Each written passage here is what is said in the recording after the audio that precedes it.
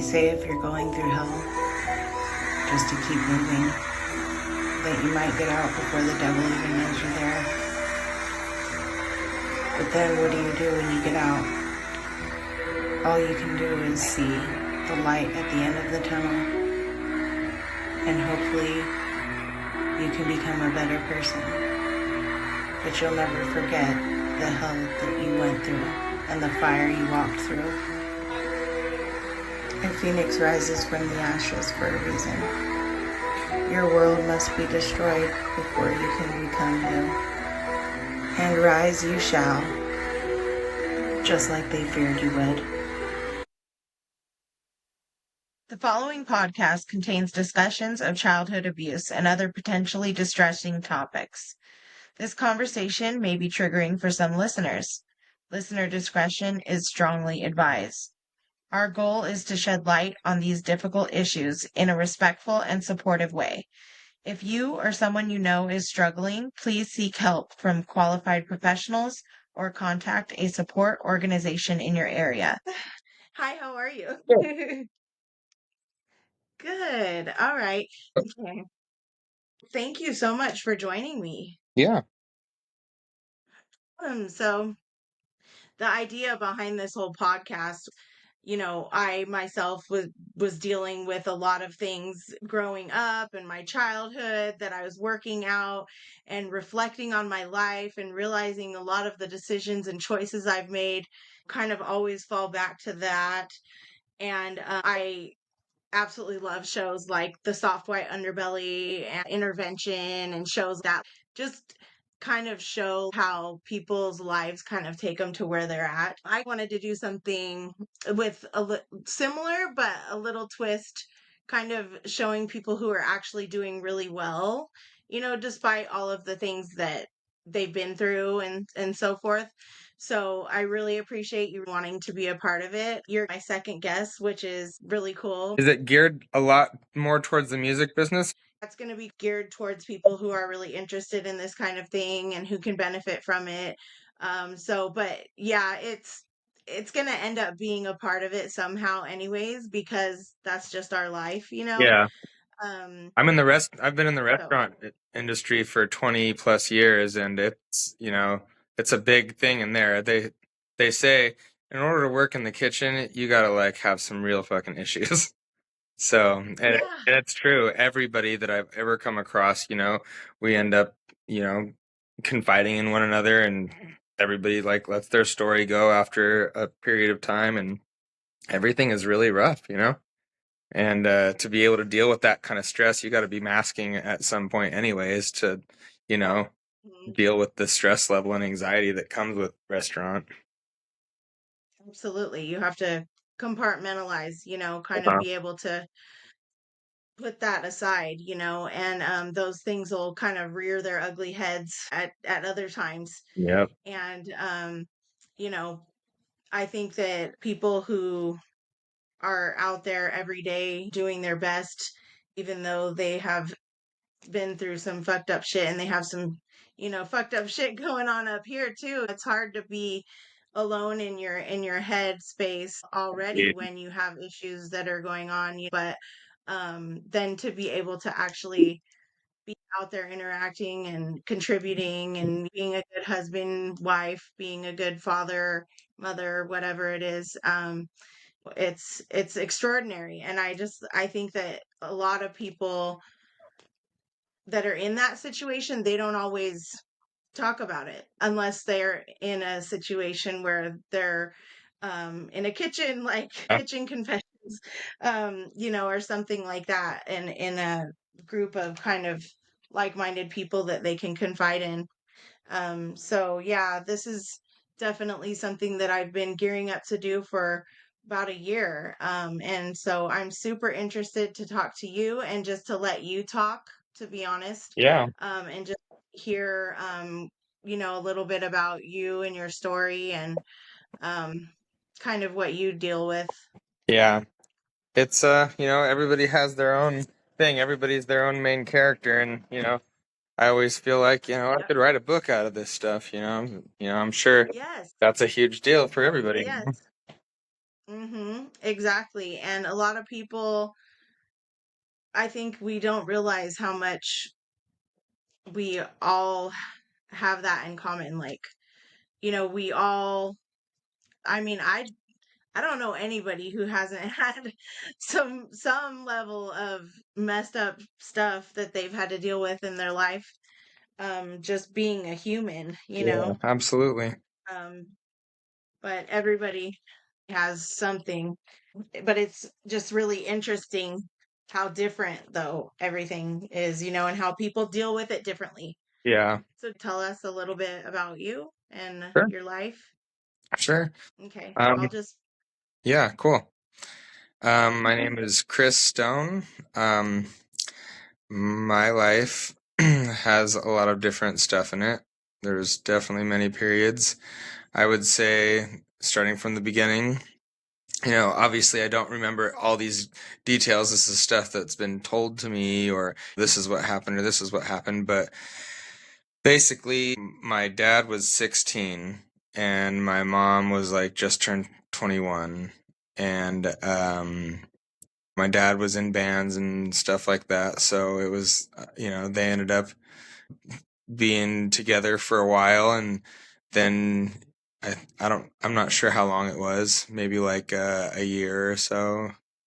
And then she got pregnant with me and they never got married or anything.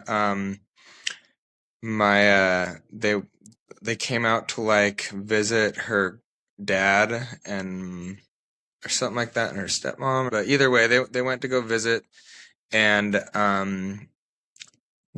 I guess my mom was always super mean to my dad, and it got to the point to where like her dad was like trying to talk to my dad about, you know, she doesn't treat you right. This isn't fair for you. I understand how hard this must be. And, my dad was miserable for it. And so, while they were out there, her dad paid a train ticket for him to go and said, you don't need to deal with what's going on here. And so they kind of split up. And I think by the time I was 3 years old, she started dating somebody else who eventually became my stepdad. So my I would go see my dad sometimes, stay with my mom sometimes. I remember little details about that stuff, but either way, she ends up marrying this guy and just runs away to Arkansas with him and me. I'm pregnant with my sister, my half sister, with who's going to become my stepdad. Go to Arkansas, doesn't say anything to my dad. I'm just gone, and he's tripping. He finds out where I am, like after a while, and he drives all the way out there to come and get me. And like my mom just got an inheritance, so it looks all nice, like, oh, newly married, like this nice house. It was Christmas time and like all these presents and stuff. My dad's just a kid, he's just a rocker. So he, feels bad. And I'm pretty knowing who my mom is, I would say that she was probably shaming him, or like gloating at least or something. And so they my dad signed over that Mike Stone could adopt me, who was, my stepdad, after that. And then my dad went back and fell into his own deep depression, started using heroin and stuff, and ended up going to jail and getting clean and then coming out and then, restarting his band back up and stuff. And that had some good local success in North County, San Diego scene. But that's basically what he did. He was just a band guy, and he lived in California. I lived in Arkansas, but by the time I was 6 or 7, we moved all the way to be near my mom's mom in Oregon. So bam, moved again. I don't know why or what happened. I lost the house or something, but we go and move into a house that's like 80% finished on top of a mountain. So there's like a window that's not finished or this and that, and just staying there. The first night, I remember there's bats everywhere. But my mom, was, I'm pretty sure, already doing drugs still at that point. She was always partying a little too much for my dad. My dad said that sometimes she would party with his mom, and they would like, stay up doing meth or something all night, and that was my mom's drug of choice. So I'm That sure was your real dad? yeah, my real dad wasn't really into that. He said at the time, it wasn't until he came back from Arkansas that he started getting into some stuff heavy, is what he said. Um, Right. and so, here I am in But Oregon. it was his mom that she was partying with? Yeah, yeah. Oh, got it. Okay. So doing that because she's, in the music too. She's a jazz singer, so she was in the whole party scene, and that stuff was just coming out, as like the main attraction at that time. So people were getting into it. But now we're living on top of the mountain in Oregon, and my we're living at that house, and then there's like these crazy neighbors and I think the first time, my first um witnessing these neighbors is one guy's coming running down the street with like a gun in his hand, and then this lady's like chasing him down the street, like shaking her fist, and like I like go and jump in some blackberry bushes or something like that, and I have like some sort of slingshot. I'm like pretending to have it cocked or whatever, but just some crazy stuff. They end up becoming friends. I end up becoming friends with their kids up the street, and during that whole time, it was bad news. Those kids up the street, um, you know, they were getting molested by the uncle, and then I was going over there and hanging out, and stuff ended up happening like that too. So all of us were all a victim to this uncle dude. Meanwhile, my stepdad is drinking and doing drugs, and my mom is drinking, and then there's like an affair with my stepdad and the neighbor of the mom of the kids, and then my mom has a boyfriend, and she like moves in with him and leaves for a while, and I would go over there sometimes, but they would be like getting high and I would see it. I found their drugs like in their room and stuff. They always just keep the door locked. Me and my sister didn't even talk until like maybe like a year later than what would be considered like acceptable or whatever. And we were just neglected. But I remember getting lost in the forest multiple times. We lived on the mountain, so we were on 7 acres. I would go out there and just play in the forest. The neighbor's house was also like a junk dump facility, like back in the day. So there was so much junk up there. We as kids would have a lot of fun with that. We'd go up there and get all kinds of stuff and play around and set up forts and stuff like that. But nobody was watching anything. My mom's boyfriend gave me like a 35-pound bow and some throwing knives. I'm like 8 years old, and we're going out in the woods and shooting this stuff. I'm surprised I'm alive, but some of my best memories are up there, even though some of my worst memories are up there. Felt like some Stand By Me kind Isn't of that stuff when funny I how look that back. works? Yeah, exactly, right? Yep. So either way, we move around a lot in Oregon, keep losing our house over and over. Like something happens, we just can't pay, or there's somebody goes to jail or something. I remember one time my mom took me and my sister to the supermarket that she worked at. She got called in for writing bad checks. And she was coming in, and she brought us so that they wouldn't take her to jail, but they took her anyways, and then we had to get CPS involved. So like so stupid, dude. All this stuff, and eventually nothing works out in Oregon, and we move to go live with her cousins in California. So now we're back in San Diego, and you know, I don't even think she told my dad that we were coming, but my dad was able to come visit a couple times when I was in Oregon too, so that was cool. Um, but came back, and my dad was living on the beach in Carlsbad, like in a rundown old house, and with some roommates. And my mom took me over there to see him, and he just like said, "All right, come on in," and then he shut the door on her, and then that was that. But she's like, "Okay, have fun," like oblivious, like what a momentous moment that is. Either way, I have a spotty relationship with my dad off and on because I'm already kind of wild and like untaken care of, and he like wants to help. He like eventually moves all of his roommates out of the house, and he fixes it up a bit for me to come in and live there with him. And I did that a couple times throughout my teenage years. Lived with friends and stuff, early ages like 13 or 14, because my mom is like goes and lives some random place, and my stepdad has to get a hotel because we don't have anywhere to live. And my sister did the whole motel living thing for a long time. I was fortunate enough to like be out and about so much that I had friends, and I would just go stay with them. But that led to all the drug use, just start numbing after that. I've been through all the Yeah. drugs and had all like I've been, addicted to meth, not in like the super gnarly way to where I was all shrunk up and like teeth falling out thing, but I did it every day, and if I didn't have it, like I was on a mish. So I would Yeah. qualify that as an addiction, and eventually you just stop being involved with the same people. You come and go throughout crowds and groups of people, and then that stuff isn't available anymore, so you just move on to the next thing. And so Right.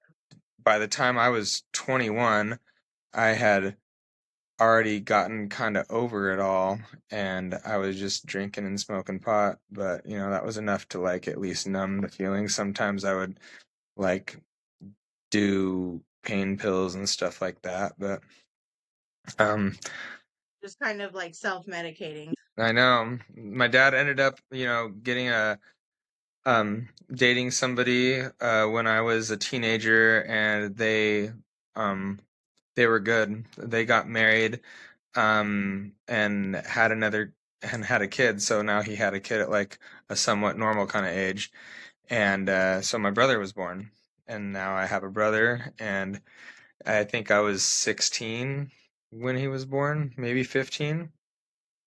Now let's see, 14 or 15 probably. But yeah, he's had two more kids since then. I have kids. I have a 8-year-old or a 9-year-old and 11-year-old boys, and then their uncle, my dad's latest kid, is younger than they are because of how young my dad was when I was born. Oh, So we wow. would call him Uncle Baby. Um, but yeah, yeah, that's funny. But yeah, basically by the time I was 21, I was living at the house that I lived at with my dad. He had moved out, and they were living at a condo with like his wife and Mary. She ended up stepping up and being really like motherly and helpful throughout my teenage years and young adulthood. Super awesome. But they moved, and I got to stay. I got to move back into that place after living in a bunch of crazy places, getting roommates, and then that just opened up like we could just party. This was already a party house. My dad was there for years throughout the 90s partying and doing all his band stuff. It was full music scene house right on the beach in Carlsbad. So now I have that place, and it's just like, we cut loose, but I kept it real with like noise complaint kind of stuff to try to keep us safe or whatever. But things got out of hand too far, and let some people move in that were very like bureaucratic and lame. They wanted like a democracy, which is good and stuff, but I ended up getting kicked out of my own house because I couldn't pay rent for 2 months because I didn't have a job. I like lost my job or something. I was Oh trying to my collect. gosh. Yeah, so they ended up voting me out, and that was my like freaking teenage years home, and I just had to do it because Wow. they had the landlord's number, they had the whole thing. I shouldn't have been so like fair. It sounds dumb to say, but I should have protected that because now I look back and I'm like, that's an amazing place, and everything happened for a reason. I met um my wife there, started dating a girl there, and ended up becoming my wife. My one of my friend's sisters, she came over, and we just really connected right away, and we've been together ever since. It's coming on like maybe 17 years together, and Oh, that's awesome. yeah, yeah. So yeah, I mean, I wouldn't, looking back at everything, I would say I would not change anything because I am who I am today. The strength and my mindset and mind frame, my patience, my wife, my kids, everything came out of exactly what happened. And even though all that crazy stuff happened, I wouldn't be like, oh, I would take away my trauma, and maybe my life would be different. No, I'm down. I got my life. Everybody's got a struggle in some way or another, and I got a tougher skin because of it. I've struggled with SI thoughts and go through and try different medications to try to, fix things up. I haven't drank in 2 years. that's a thing too. I think that's also helped a lot. My wife and I have gone through like marriage counseling and individual counselings and parent counseling training stuff when the kids were really little. Like we try everything because we want so badly Yeah. to not feel like we're fucking up so bad, but it's the way that we were raised that makes us feel like we're fucking it up so bad. Yeah. Oh, absolutely. You want to break those generational curses. That's amazing that you guys are still working hard every day to do that. Oh And my yeah. husband, we're like best friends. He's one of the people that I've talked to about all of the shit that I've been through. He has been through some crazy shit, gotten the shit beat out of him for a lot of his life by his dad, Hmm. stuff like that. And so he'll find himself with the kids getting angry and all he can do is just see his dad, Yeah. and he doesn't want to be that way. And so like even on times when he gets really really pissed at them, he's kind of scary when he's angry, and he just he it's like immediately he'll just be like, I'm sorry, Yeah. but he would never hit our kids or anything like that. He's from But the North, right? even I have anger stuff that comes up. Huh? He's from the North, right? Like I think I've met him. Yes. Yeah, yeah, definitely. Yeah. Yeah, it would be an Yeah, you guys intimidating thing played. when you're upset. My stepdad was a character as well. Like it was rough. He was physical and angry and drunk, and it was a thing. Yeah, but they weren't able to acknowledge it. Well, And so I think that's the great thing about like you with my husband, being able to see it and go, I don't want to be like that, and trying to do different every day. And then you have those things creep back in your head, like, I'm just like him, mhm. stuff like that. And it's like, no, you're not. That's just the whatever you want to call it, messing with your head. Some people would call it their demons, or, you know, just PTSD, whatever it is, the mental things that come back and just try to get you. You just have to keep fighting against that, Yeah, and your mind lies I to think you a it's lot. awesome. It does. It does. Absolutely. And you said you have two kids? Yeah, two boys, 9 and 11. 9 and 11.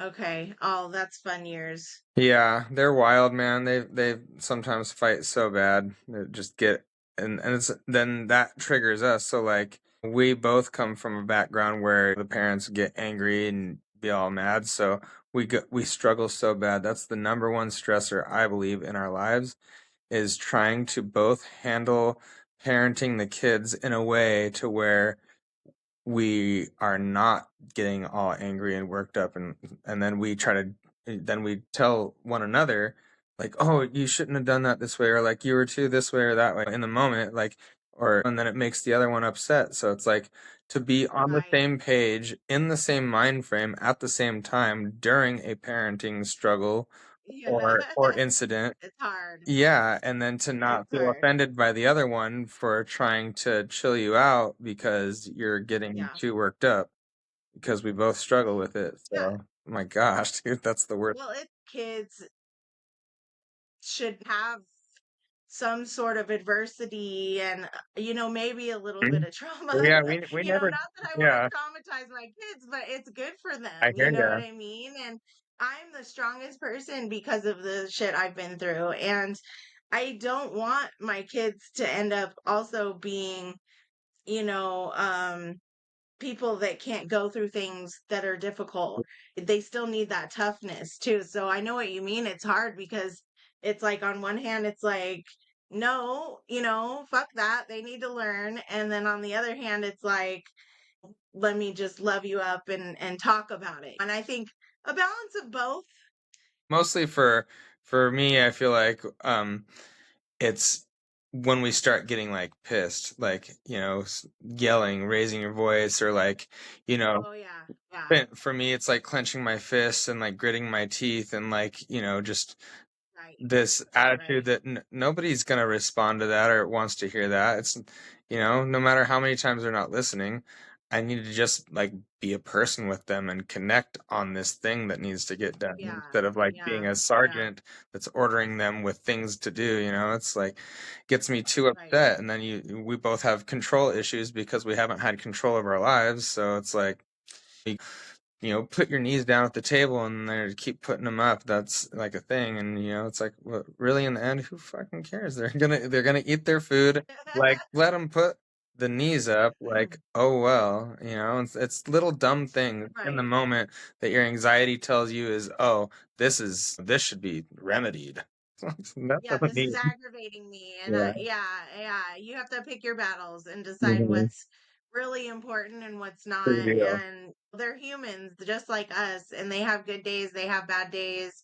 They have all that. I don't believe in yelling at my kids in the morning.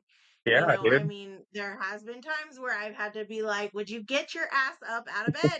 Get pissed for a Yeah, minute, yeah, but I try not to let them leave, upset, yeah. because it just gives them like the worst day, and they need that support from us. And it's a great thing that you guys are being aware of that and trying to do better. Yeah, it's we've gone through some different things, like a couple different classes and programs that just taught us like how to point out what are the signs of the things that when you're being triggered, what are the triggers, and what's the truth about them and what's the lie about them, so you pick that thing out and say, hey, this is the thing that triggered me.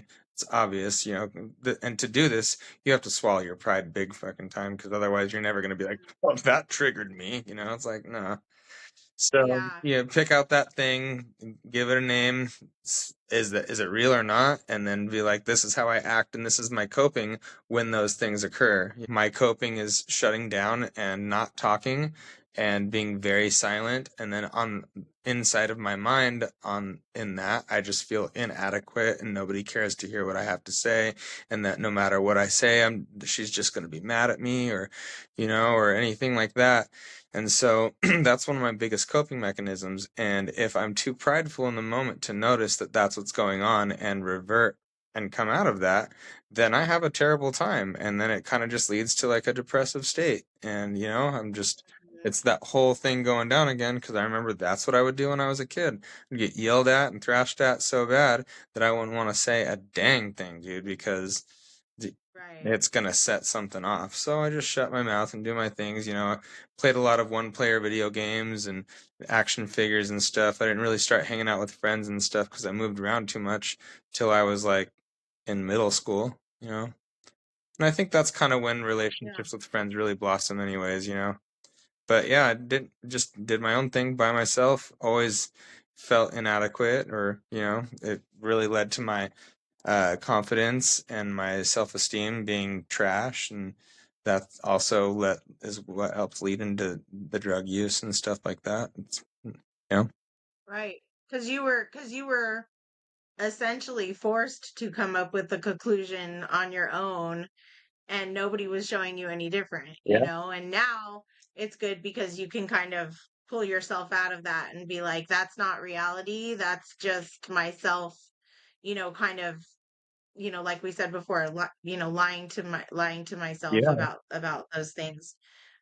Yeah, I I keep truth understand writ. completely. And Yeah.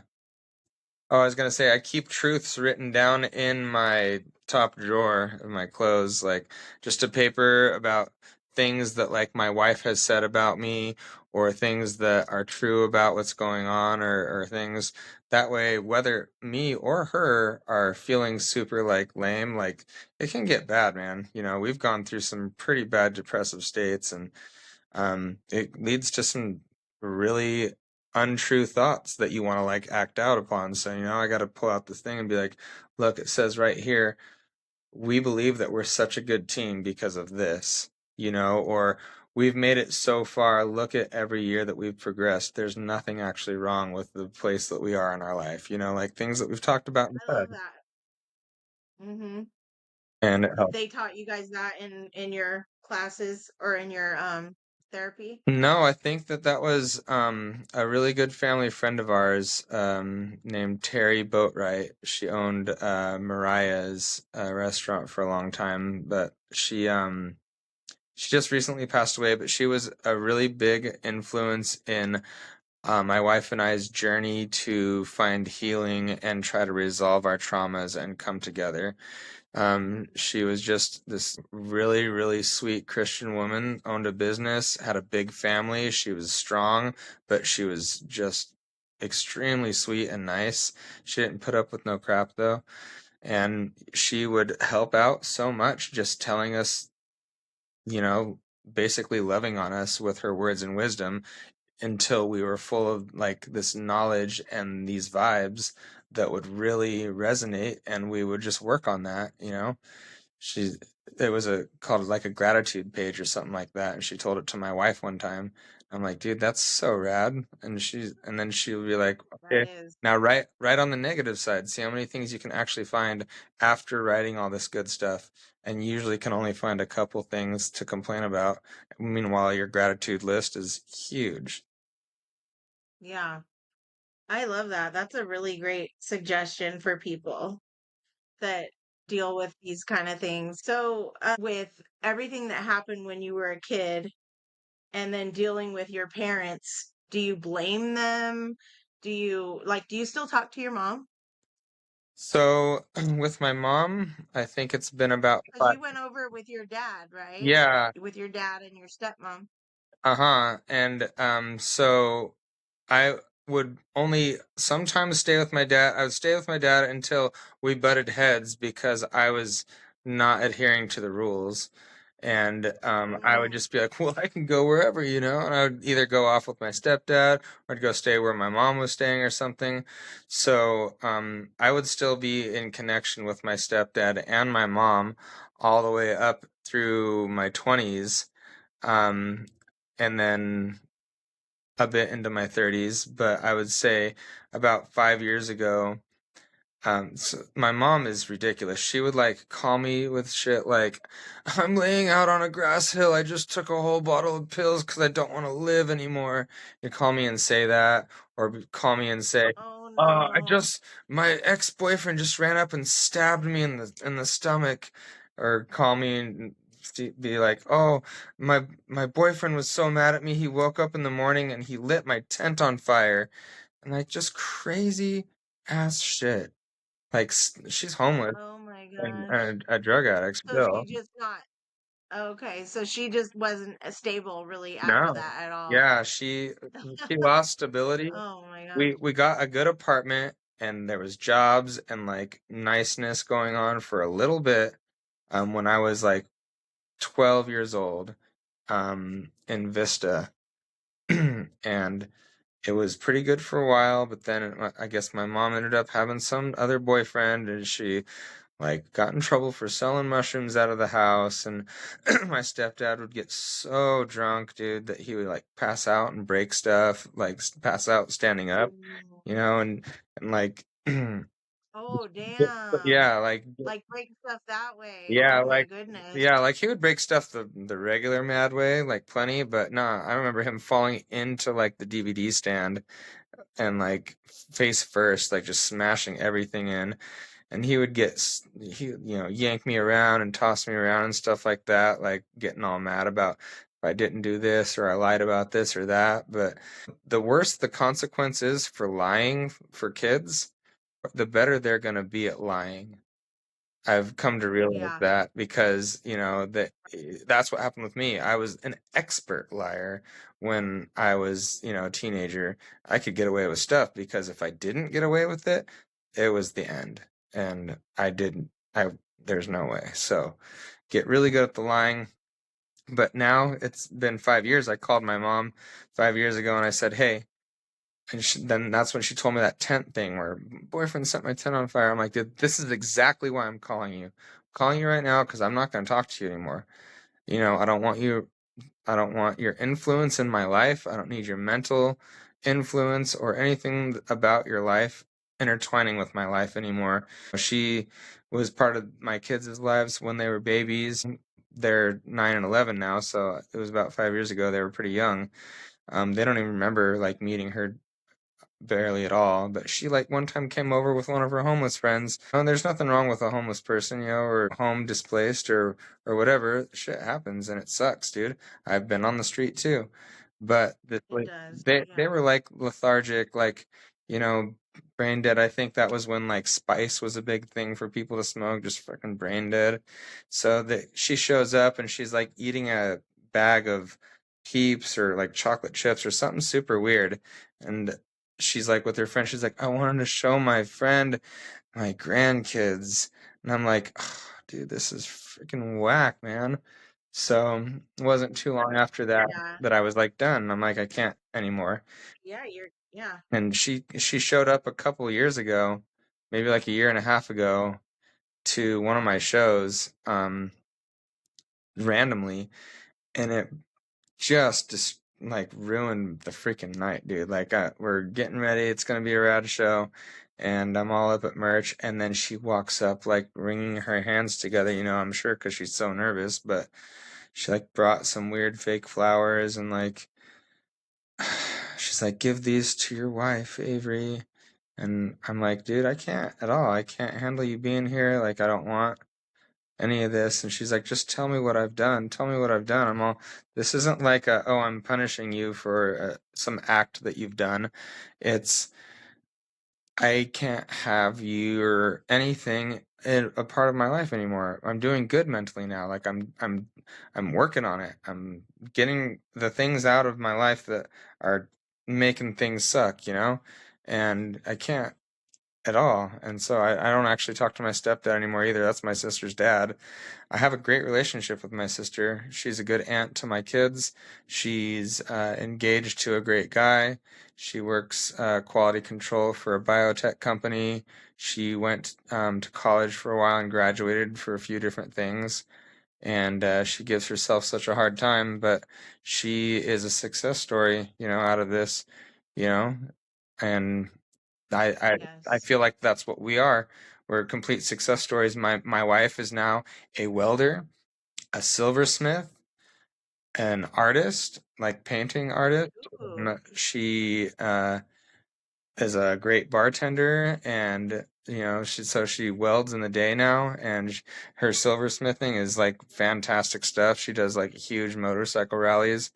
I started the band that I always wanted to do when writing music when I was a teenager in my early 20s, and have all of my tunes and the dudes playing it the right way, and we're making big moves, big shows. We're opening for Pentagram in December at the Whiskey. Like, we're the things that we want to do. We work really hard and earn little bits of money and barely scrape by, and but we're doing the things that we love too. So we're squeezing life for its juices and the pith too, and we're not just I love that. Mm-hmm. it's a tough thing. It's like, what do? You throw everything out for like some big career where you can like make all this crazy money. Well, we don't have that opportunity really. That's got to be people that like have backup and people you can rely on, and money like hidden in the wells that you can go to some crazy school with. Like, no, learn a trade. It's gonna be good. In a few years, my wife's gonna be making way more on welding. I've been a chef for 20 plus years in the restaurant industry, executives or sous chefs like many, many times.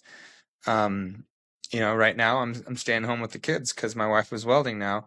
I'm doing something completely different. We just did a complete life shift.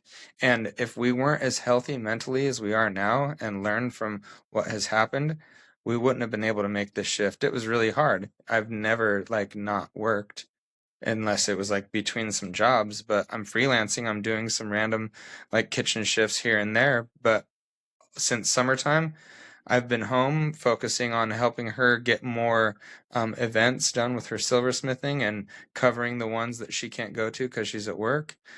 And that allows us to pick up more of those things. It's just a complete shift. Um, you know, Yeah. and we're doing it, and she's sweet and backing me up. And, I kind of do a little bit of homemaking, have some meals done or laundry, and she helps out too, almost opposite of what was going on. Yeah. That's amazing. Me and my husband have done that ever since we've been together too. We've been married for 15 years, and there's been times where I was the one working, there's been times where he's the one working, and then there's been times where we're both working, We've you always know? done that, yeah. And I mean, you can't ask for anything better, you know? I mean, you have children together. Somebody's got to take care of them. You don't, you know, well, I don't trust, everybody. Yeah, yeah. Um I believe in doing that, working together to make sure your kids are taken care of. And I think that's great. I think you guys are amazing. And hearing about her silversmith and stuff, I want to look at her stuff. That's awesome. Avery And Stone I think it's Artwork. great of you to support her. Huh? Avery Stone Artwork, Instagram. Okay. I'll look it up Yeah. for sure. That's Maybe one of her we'll have paintings her right on behind me sometime. here. This is one of her first major paintings that she did right here.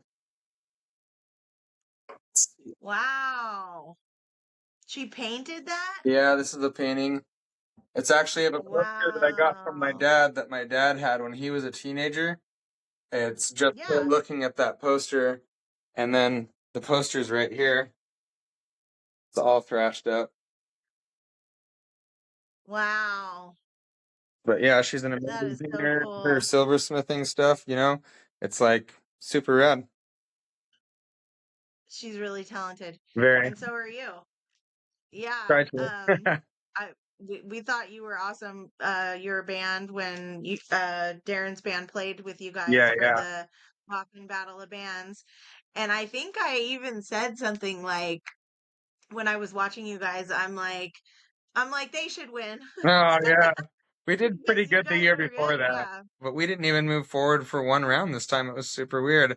I think that they were like, they focused on thrash a lot for the past like 3 or 4 years, and we're still just a thrash band. So, we did our thing, and maybe it just wasn't Yeah. the taste for everybody in the judge panel. But the year before that, it was rad. Yeah, it seemed like they were more into like maybe like the hair metal this Yeah, year yeah. or Power something. vocals. Yeah. Yeah, power That's vocals, cool, the man. the highs and I was pretty bummed out. I was first. I'm all, not even one round.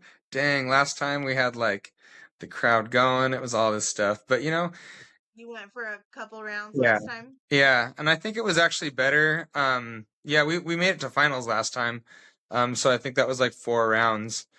But it was, Okay. yeah, it was better for us. I think that this time we didn't. We only stayed at one round because we had a lot of other things to do. We just had a brand new drummer and we were just trying to get things figured out. So we ended up getting some cool shows after that and really dialing in stuff with the new drummer. So I think it was cool. It was fine. Yeah, I saw you guys post something about taking a break Yeah, after that he needed to go on a for this summer. he works sound and stage for a company that works for big clients. So he had to go on tour with who is it? Um Slaughter to Prevail, and he Oh, was doing sound and stage for nice. them. So he was gone for a few months doing that.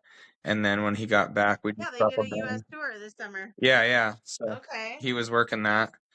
And Awesome. so he was gone, and we were gonna have to get a sub drummer after we just got a new drummer to do those shows. So it's like I think it just worked out. So we didn't have to do that. We are using a substitute drummer at our show on Friday though. He's a great guy. Local band, also Night Shadow. Mhm. Oh, okay. Yeah, I've heard of Night Shadow. Yeah, So, I think I've seen them play too. they're good. Uh, you guys have a show on Friday? Yeah, we're doing a North County, San Diego show at Booze Brothers in Vista with The Provoked and Follow Coffins and Rune Saber. Band called Brutality, by the Okay. way. And those are other bands that were in the Vakken Battle of the Bands as well. Yep, we're like kind of like this thick You little guys play knot of together a scene. lot. Yeah, we're like a good link. So, Follow Coffins I don't think was in there, but Rune Saber and Provoked were definitely there. I Yeah. met the girl from Rune Saber. Her name is Shani Rhodes. I met her at the previous battle because she was coming to support bands, and she ended up really liking us, and we built like a band friendship. And then she got her metal band together, Rune Saber, and started doing stuff. And then she was in the show, so that was rad. And then the Provoked, we were in with them last time, and we're similar kind of styles and feel, yet still super different enough to provide like a variety type show that Right. we just dig doing shows together. So that's we're up to Yeah. doing that. Awesome.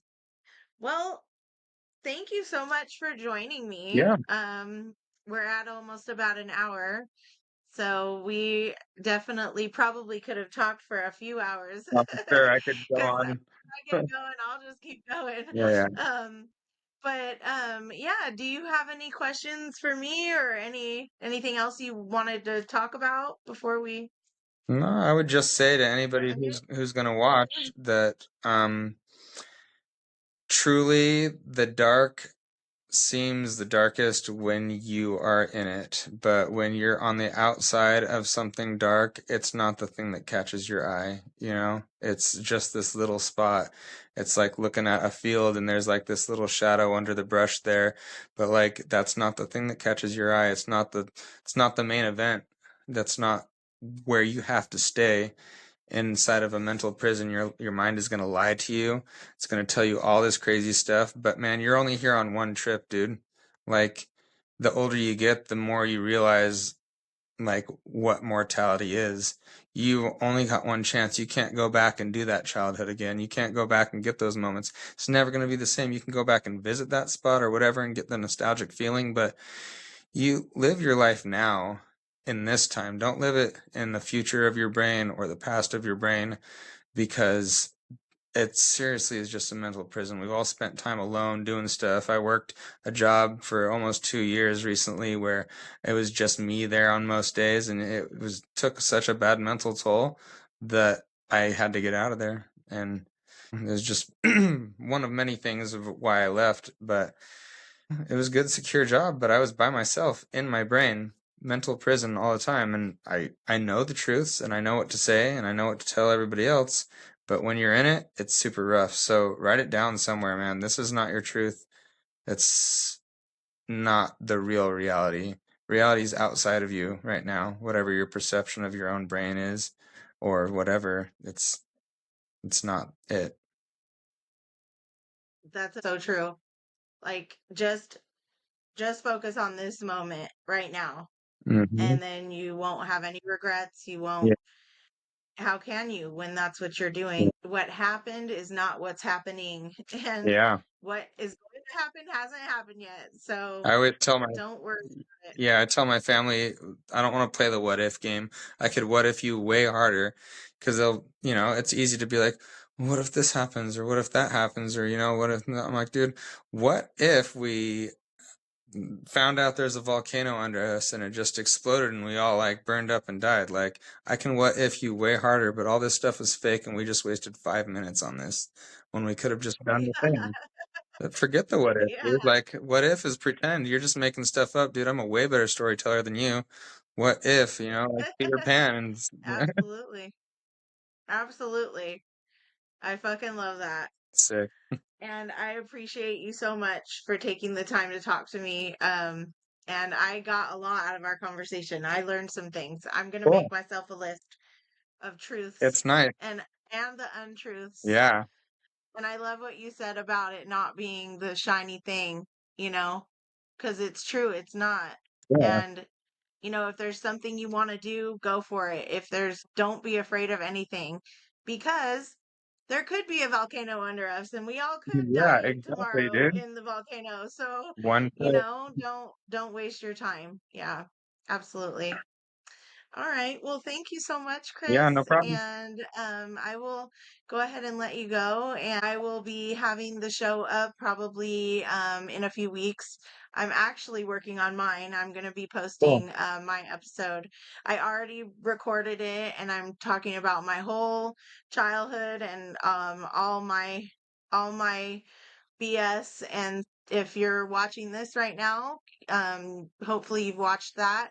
If you haven't, feel free to go watch it and you can learn some more things about me.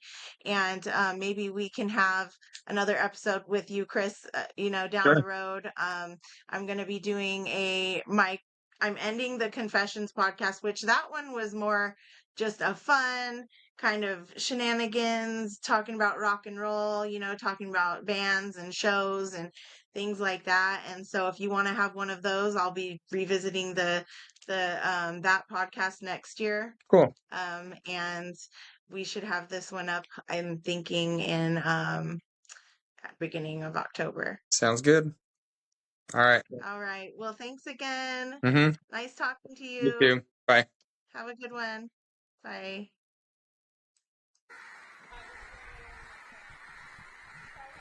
I see the crow straight up ahead, circling, waiting for my dad. The wells run dry, they know the famine's coming.